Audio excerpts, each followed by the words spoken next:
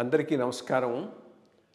IYR talks మొదలుపెట్టి ఎఫెక్టివ్గా postings మొదలుపెట్టి ఒక సంవత్సర కాలం అయింది. ఈ సంవత్సర కాలంలో సబ్స్క్రైబర్స్ బేసు 3,000 నుంచి 33,000 దాకా పెరిగింది. ఐవైఆర్ టాక్స్ను ఆదరిస్తున్న మీ అందరికీ నా ధన్యవాదాలు. భవిష్యత్తులో కూడా ఇదే రకంగా ఐవైఆర్ టాక్స్ని మీరు ఆదరిస్తారని ఆశిస్తూ ఉన్నాను. Thank you. మొట్టమొదట వాళ్ళు పెట్టిన ప్రాజెక్టు న్యాచురల్గా స్టోరేజ్ కెపాసిటీ తగ్గిపోయింది కనుక ఇప్పుడు ఏం పెట్టారు వీళ్ళు 1987లో ఈ ప్రాజెక్టుకి ఒక రిపోర్ట్ పంపించారు, which is about 20 kilometers upstream of the present old site-కి చేశారన్నమాట. బ్యాలరీ కట్టారు. స్పిల్వే ఏం చేశారు, పక్కన పెట్టేశారు. రివర్ బెడ్లో కాదు, పక్కన సైడ్ స్పిల్వే అంటారు దాన్ని. సో దట్ అక్కడ ఇది గార్ది కనుక ఇక్కడ కొండ రాకు బాగానే ఉంటుంది కనుక ఇక్కడేమో స్పిల్వే పెట్టారు. సెంటర్ రివర్ సెంటర్లో రాక్ ఫిల్ డ్యామ్ పెట్టారు. బికాజ్ డీప్ ఫౌండేషన్స్ అది వెళ్ళక్కర్లేదు. It doesn't require good foundations. ఇటు వచ్చి నీరు ఎస్కేప్ కాకుండా సెంటర్లో ఒక కాంక్రీట్ దాన్ని కట్ ఆఫ్ అంటారు, ఆ వాల్ కట్టేసి అటువంటి చేసి ఒక 3 ముక్కలది ఇది చేసి ఫార్మేట్ చేశారు. అప్పుడు ఈ మన అంజయ్ గారు చీఫ్ మినిస్టర్, ఆయన వచ్చి ఫౌండేషన్ స్టోన్ వేశాడు. దెన్ ఈ గోదావరి ట్రిబ్యునల్ ఒకటి ఫార్మ్ అయింది.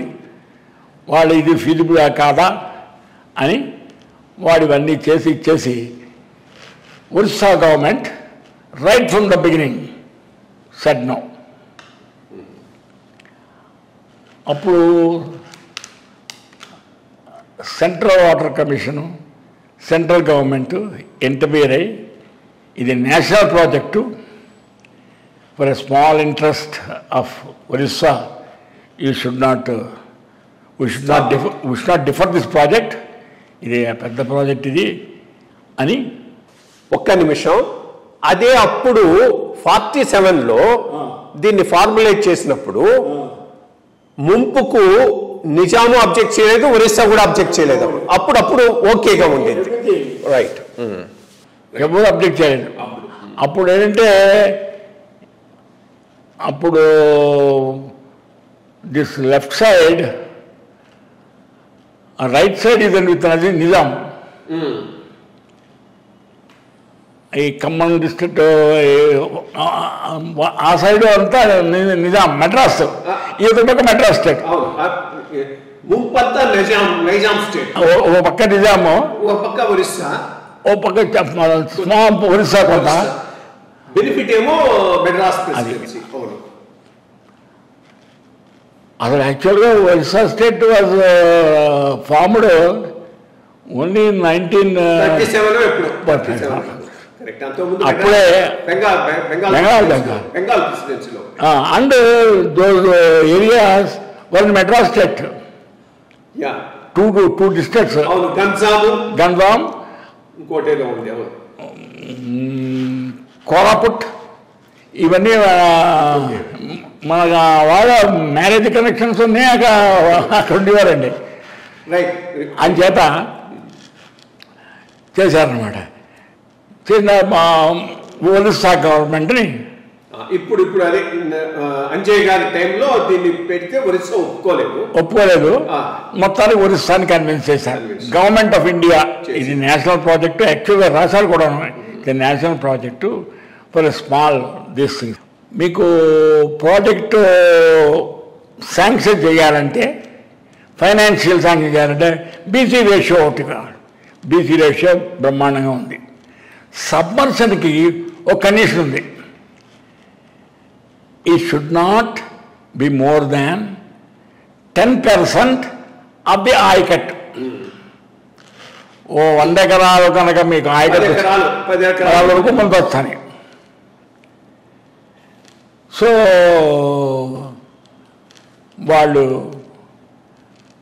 సబ్మర్షన్ కూడా విత్ ఇన్ ద లిమిట్స్ కనుక ఓన్లీ స్టేట్ అగ్రీ అయితే చాలు. వాళ్ళు ఒప్పుకొని కన్విన్స్ చేశారు. కన్విన్స్ చేసి different states involved in that project mutual agreements కనుకోమా we agree for this one. దీనికి పెట్టారు వీళ్ళు 1980లో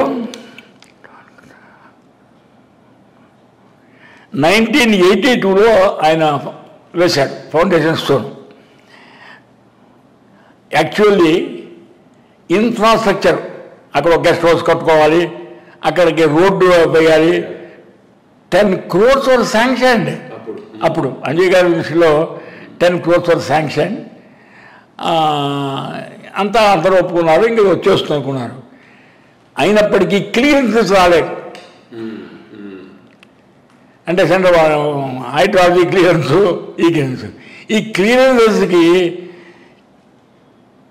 మన ప్రాజెక్ట్స్ అండి నిజంగా ఈ మెడ్రాస్ స్టేట్ నుంచి వచ్చిన వాళ్ళు కానీ మనం కానీ సెంట్రల్ గవర్నమెంట్ దగ్గర ఏ విధమైనటువంటి లాబీ అస్సలు లేదు. ఇదే ప్రాజెక్టు మధ్య మధ్య మేము వెళ్తుండేవాళ్ళం, మనకంటే చెత్త ప్రాజెక్ట్ రిపోర్ట్ వెళ్దాం శాంక్షన్. మందైతే ముఖ్యంగా ఏం అడుగుతారు, I want rainfall statistics, recent rainfall. Because rainfall statistics నుంచే వాటర్ ఎంత వస్తుంది, ఎంత నిల్వ ఉంది, ఎంత ఫ్లడ్ వస్తుంది, దాని నుంచి కంప్యూట్ చేస్తారనమాట. అవి అడగడం, అడిగిన తర్వాత అవన్నీ కరెక్ట్ చేసి వీళ్ళు చెప్పేప్పటికీ ఆ రైన్ఫాల్ స్టాటిస్టిక్స్ కరెక్ట్ చేయడం అది ఇది ఫార్ములేట్ చేసేప్పటికి 2-3 ఏళ్ళు పట్టింది. 2 పంపించేప్పటికి వాళ్ళ దగ్గర 2-3 ఏళ్ళు. ఈ 6 ఏళ్ళు అయిపోయింది, మళ్ళీ 6 అలా 3 times ఇప్పారండి.